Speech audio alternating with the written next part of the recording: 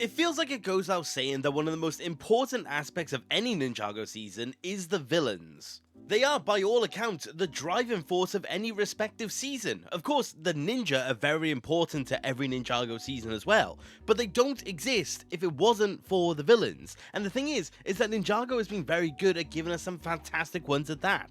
Quite literally, some of the most important and most popular Ninjago characters are villains. I mean, Garmadon, Moro, Chen, Pythor. There are so many different characters that are very important that do hold that mantle. But the thing is that in recent time, it feels like the villains in the show have kind of taken a bit of a downturn. And not even just in the sense of the main villain, I'm talking even as far as villain armies.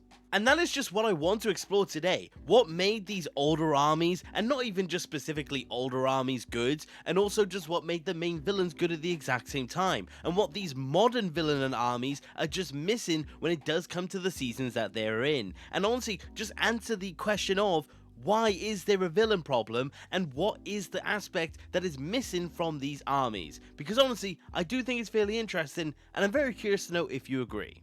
So what makes a Ninjago season's villain and army interesting? Well, there's a lot of different aspects that does come down to it, but the main thing above all else is of course the development of these characters. There is, in my opinion, no better example of this than the Serpentine. The Serpentine are memorable in a lot of different ways and are very heavily associated with Ninjago, to the point where, to this very day, we still get the Serpentine or Serpentine-like enemies reoccurring within the show. The thing is that they took a lot of time to develop each and every single one of the Serpentine armies and then made them into a very interesting force. But the thing is that they were very entertaining to watch at the exact same time. You had the likes of Pythor, who was very cunning, very intelligent, and a very fierce leader. But the thing is that he led an army which were fairly silly in nature. But the thing is that the personality of this army was beyond bursting. The thing is that you could cite so many different aspects of the Serpentine army, and you could really remark on what they were truly known for. I mean, no better than the Chokin and the giant ham sandwich. But the thing is that whilst they had these really fun and entertaining moments, they still were able to lock in at any given reason.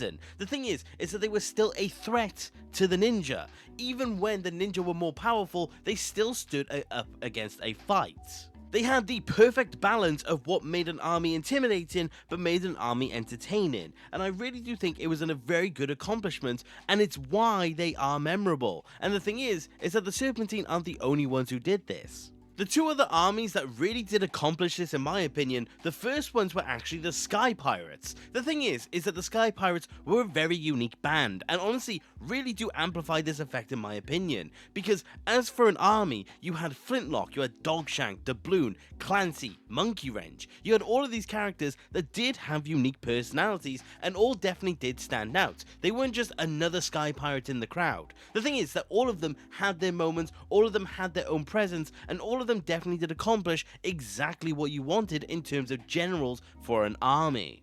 The other one that did this is the Sons of Garmadon. The Sons of Garmadon did the exact same thing. The thing is that you had Ultraviolet, you had Mr. E, you had Kilo, and you had these amazing generals that really did do exactly what you expected. Of course, later on then, Harumi also becomes part of this because she steps down from the leader of the Sons of Garmadon into the second of command under Garmadon. The thing is that again, another character with a fantastic personality that was really amplifying the army, and that is the biggest point of all. The things that made these armies very good and very interesting is the fact that they were developed. There was time put into these armies, and that's something that I feel like you don't really get to see in the modern day Ninjago. I'll give examples of that later, but the thing is that it's not just an army that stands on its own 2 feet that really does accomplish this effect that you do want for these armies. The other very important aspect is, of course, the very leader of those respective armies. Like I said, Pythor is a fantastic villain. Pythor did everything that you would want from him, and there's a reason why he's still a recurring villain to this very day. And again, you look at the other ones. Naracon, for example, extremely controversial character, I know that. But the thing is that the sides of him that weren't problematic at best were fairly interesting to actually see. And then of course, Garmadon and Harumi for Season 8. So the thing is that these armies were able to thrive because the head of the armies were also very well developed, and I think that is the biggest thing of all. Like I said, it is the development. But I've talked about these armies and how they're good in their own right and how they do rely on the villain, but that's the thing. what makes the villain good. And I'm going to be honest, again, it does come down to development, but there's another thing I do want to talk about specifically when it does come to these characters, and that's motive. Motive is exactly what makes a villain what a villain truly is. They can't be a villain if they don't have motive, and I think that is the biggest aspect of all, is developing that motive, and the 3 armies that I've given do have that extremely well. Pythor wanted to take revenge on the humans who locked him into his own tomb, and I do think that was fairly interesting because it did very much drive him. He was bitter towards that whole thing being the case. He believed in the supremacy of his own race. He believed that the Serpentine were more important and stronger than the humans themselves, and that has drove him basically throughout the entirety of Ninjago. It is really interesting, really fun to see, and definitely did make Pythor stand out for that motive alone. Narukon saw the destruction of his own realm, its own home, and wanted to take revenge on the ninja whilst also rebuilding the home and gaining infinite wishes. The ultimate sense of greed and revenge is what drove Narukon. And again, it was very interesting because every single move he took was very calculated into achieving his own goal. Of course, to the point where he even betrayed his own army. But again, it very much makes sense, and it definitely did make Narukon stand out in those certain senses. And then of course Garmadon. He wanted to ultimately make the world in his own image. He wanted to be able to keep control and have all of the power for himself and ultimately be Emperor Garmadon. I think again, a very interesting motive. But the thing about Garmadon as well is the fact that his motive actually does change. He develops, he has changes in his feelings, he has changes in emotions, he very much is an evolving character. So Garmadon is interesting as a villain in a lot of different ways, but the thing that makes him stand out and the reason why he is the most popular is the fact that he does adapt. The thing is that he does constantly shift in his ultimate end goal. Like I said, whether it's making the world into his own image, or whether it's simply just to be left alone. The thing is that he does have ultimate end goals and he does work towards them. And again, it is why it makes him so fascinating. But with those 3 very strong examples of good villains and good armies, it does then beg the question of, what's changed? What has been the shift that has ultimately made things less enthusiastic in a lot of different ways? And that's the thing, it's just the fact that modern day Ninjago just simply doesn't have that all of the time. I'm going to make a very heavy emphasis on the fact that I'm saying modern Ninjago because the examples I'm using are in the more modern era. The thing is, I'm not covering the armies from the classic era that I do also think have this problem. The main thing that does come to mind to me is definitely Omega. The thing is that there are earlier examples, but it is easier to show the shift when it does come to the problem. And also, I'm not even saying modern day Ninjago doesn't have good villains. Of course, Raz exists. But the thing is that it does feel like it's becoming more and more consistent in this modern day.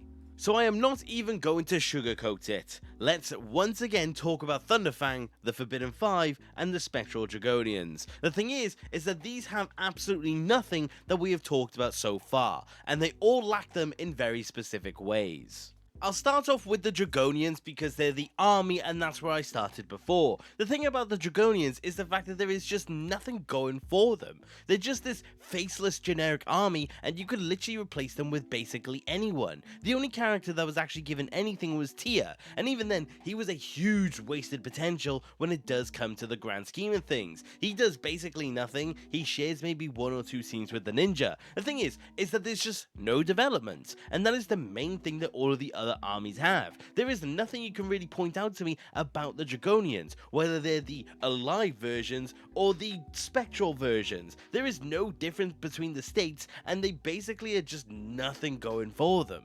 Like I said, you could have basically have replaced the Dragonians with any other model or any other army and there would have been nothing different. There's just nothing about the Dragonians, whether they're spectral or not, that really did let you attach to them. There's nothing that makes you want to see them more. There's no fun aspect, and they're not even intimidating in any way. They may have restrained Cole for a moment, and that was basically it, but the thing is that there was just nothing else for them. It really did feel like there was just nothing that really did let us latch on to so many armies that we've seen before. I mean, I keep citing the 3 I keep mentioning, but I haven't even talked about the likes of the Skullkin, or the Ninjoids for example, or the Cultists. All of these armies had something for us to latch to, and the Dragonians just quite simply didn't have them. Thunderfang is also a very massive aspect when it does come to this. The thing is that they talk a lot about what Thunderfang was. They talk about the sheer power of him, they talk about his ambition, but the thing is that it's so flat and so short-lived. Of course, yes, he wants to take his place amongst the council of the sources, but the thing is that he just doesn't really do anything to really convince us of it. He does have these very short moments between part 1 and part 2, but the thing is that he just really doesn't do anything. And he doesn't even have the time to be able to do so. Thunderfang, by all accounts, should have been one of the most powerful beings that we've ever seen the ninja face in Ninjago. But the thing is that the entirety of the battle with him in part 1, he's just kind of doing nothing. He's just stood around, just absorbing blasts here and there. Of course, they weren't really effective towards him, but the thing is that he just acts like it's nothing. He acts like he's just stood around and it doesn't necessarily matter. Of course, he does absorb Lloyd's soul, but again, he just doesn't really do too much with that. He just doesn't really have anything to do, and it comes down to the fact that they just severely underdeveloped him. And that's the thing, I'm only talking about when he was actually on screen. I'm not even talking about the multitude of time that he didn't spend on screen. For the main villain of the 3rd season, he basically has no time whatsoever. I don't even think he is in half of the 20 episodes within season 3, and I think that is by far its biggest crime of all. Thunderfang just simply never was able to be developed. He never had any sort of opportunity to do more than the very generic, I'm the bad guy and I want to achieve my evil plans idea. He just didn't have anything to make us latch to him. There was nothing about him that made us connect. There was something about us that made us feel entertained. There was nothing about him that made us feel threatened. Even when he was powered up in part 2, he doesn't necessarily do anything within that fight. And at the end of the day, even with this power up, he still gets departed and he still vanishes in the exact same way that he did the very first time, which was that beam of light from the Arc Dragon of Focus. So after everything, after all of these things that ever happened, he still goes down in the exact same way, and that is by far the biggest problem of all. Thunderfang just simply falls for the same thing twice, and that is why he's underdeveloped, underused, and just not threatening whatsoever. And the last ones, like I said, were the Forbidden Five, and of course I'm not adding anything onto the conversation by bringing these guys up, but they are the perfect example for why there is this problem. The thing is that they were set up, again like Thunderfang, to be these very powerful villains. They were meant to be the counter to the ninja, they were meant to be these really strong enemies, and they were meant to be a very opposing threat. They were set up throughout the entirety of the 2nd season for that very specific reason.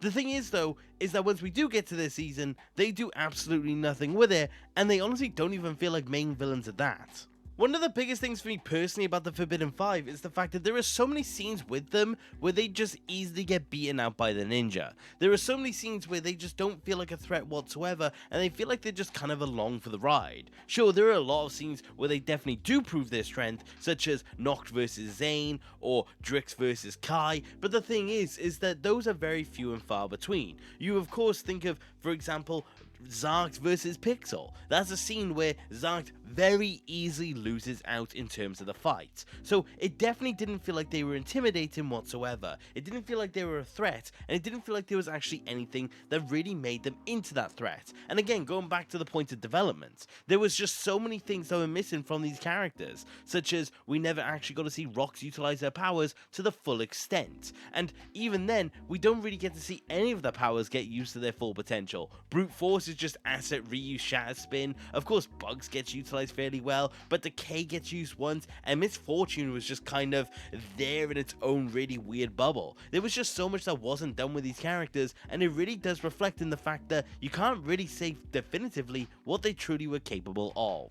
And that leads me into the overall point of why there is a villain problem. It feels like modern day villains more and more are definitely becoming less in the way of motivated, less in the way of their desires, and less in the way of actually having something that truly does compel us. Having something that makes them feel like a true force of nature and not just the villain of the week, something that they just want to do because it's their time to do it. It really does feel like the villains that we all know and love truly did feel like they had a reason to be around, and just nowadays you don't get it too often. I will say though that this problem is not as black and white as I've presented it today. I'm not presenting it in the way of older villains were perfect and newer villains are bad. The thing is that there are some fantastic villains in the modern day. Raz is definitely the biggest example of a good villain. He is fantastic and he honestly is one of the best villains in all of Ninjago, full stop. And then you look at it on the other side. I made a video recently where I talked about how Samukai is fairly underbaked. So there is examples on both sides and anomalies both ways. Again, another thing, an army that I just never felt really attached to was the Ghost Army. Of course, you have like the Soul Archer and you have Bancher and the other generals, but for the most part, the Ghost Army just felt extremely generic in a lot of different ways. So it's not like there isn't just good people on one side, bad people on the other side. It really is a true melting pot. But my point is that it does definitely feel like it's becoming more common to get the bad side of the Ninjago villains in the current era.